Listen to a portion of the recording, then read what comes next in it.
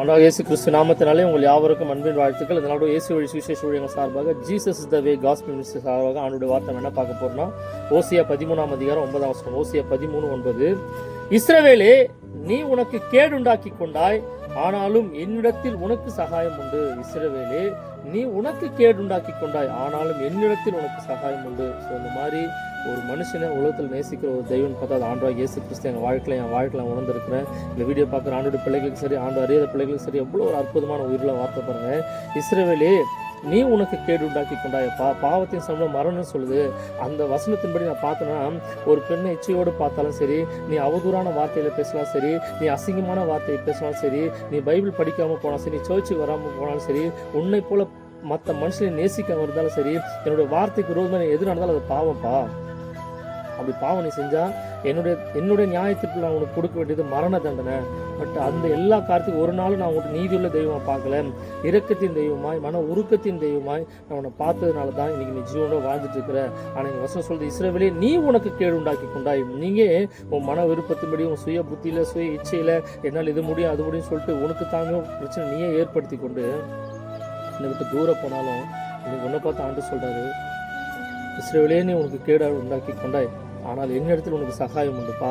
என்கிட்ட பாவம் மன்னிப்பு உண்டு. நான் மறுபடியும் உன்னை மீட்டு எடுப்பேன். நீ உன் இஷ்டத்துக்கு போய் உன் சுய புத்தியில் நீ என்ன பாவமான காரியம் செஞ்சு என்னை விட்டு தூரம் போனாலும் நான் இன்னைக்கு உன்னை பார்த்து சொல்கிறேன், என்கிட்ட சகாயம் உண்டு. என்கிட்ட திரும்பி வா, என்னை நோக்கி பாரு, என்னிடத்தில் உனக்கு சகாயம் உண்டு. நம்ம சுய புத்தியில், சுய இச்சையில் என்னால் அது முடியும் இது ஒன்று சொல்லிட்டு பாவமான வழியில் போகிறது, இஷ்டமான வழியில் போகிறது, நமக்கு நாமே தலைமையில மண்ணை வாரி போட்டுக்கிறது, என் உடல் சரீரத்தில், உடல் பலத்தில், என்னோட அழகில், அந்தஸ்தில், அறிவில் என்னால் எல்லாமே முடியும்னு சொல்லிட்டு இஸ்ரவேலே உனக்கு கேடு உண்டாக்கி கொண்டாய். அதனோட முடிவு கேடு. ஏதோ ஒரு பிரச்சனை இல்லை, ஏதோ ஒரு அசிங்கத்தில், அவமானத்தில் போய் நீ மாட்டிக்கொள்ளும் போது அந்த மனுஷங்களா அவனை நல்லா நேசிச்சு நீ நல்லவன்னு சொல்லுவேன். அந்த கேடுண்டான கருத்து தான் சொல்லுவாங்க, நீ இஷ்டத்துக்கு போனேன், அதனால தான் நீங்கள் அனுபவி, இதெல்லாம் உனக்கு தேவை தாண்டான்னு சொல்லுவாங்க. ஆனால் இருந்தாலும் ஏசப்பா உண்மை பார்த்து என்னை பற்றி சொல்கிறாரு, அந்த மாதிரி நான் சொல்ல மாட்டேன்ப்பா, நீ திரும்பி வா, என்னிடத்தில் உனக்கு சகாயம் உண்டு. நான் உனக்கு ரெடியாக இருக்கேன். உன்னை நான் தயார்படுத்த, உன்னை பரிசுத்தப்படுத்த. எந்த மனுஷனும் உனக்கு கேவலமாக ஏழமாக கூடவே இருக்கிறவனோ பேசினானோ அவன் கண்ணு ஆச்சரியப்படுற அளவுக்கு உன்னை வாழ வைக்க என்னிடத்தில் சகாயம் உண்டு. நீ என்னிடத்தில் திரும்பு. ஸோ உனக்கு நீயே கேடுண்டாக்குற மாதிரி எனக்கு காத்து இனிமேல் செய்யாத, என்னை சார்ந்து வாழு, என்னை நம்பி வாழு. இந்த உயிருள்ள வார்த்தையின்படி நீ எப்பேற்பட்ட கேடு உனக்கு உண்டாக்கி கொண்டாலும் என்னிடத்தில் உனக்கு சகாயம் உண்டு.